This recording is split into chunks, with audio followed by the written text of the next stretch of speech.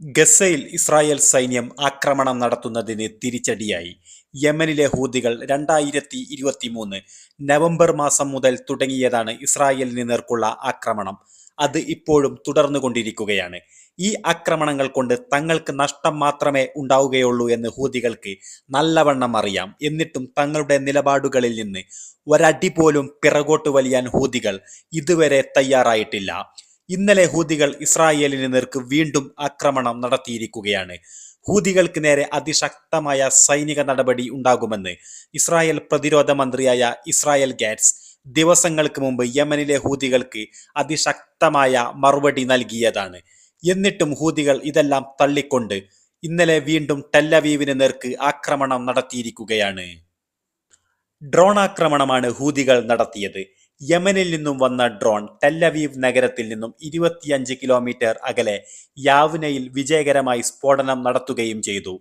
Central ഇസ്രായേലിലെ യാവ്നയിലുള്ള ഒരു residential ബിൽഡിംഗിന്റെ മുകളിലാണ് ഹൂതികളുടെ ഡ്രോൺ ആക്രമണം നടത്തിയത്.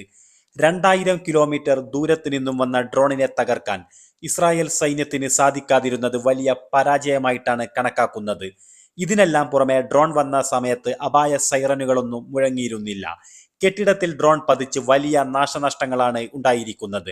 ഇതുമായി ബന്ധപ്പെട്ട് ഇസ്രായേൽ സൈന്യം പ്രതികരിച്ചിരിക്കുന്നത് ആർക്കും പരിക്കേറ്റിട്ടില്ല എന്നാണ്. കൂടുതൽ വിവരങ്ങളൊന്നും ഇസ്രായേൽ സൈന്യം ഇതുവരെ പുറത്തുവിട്ടിട്ടില്ല.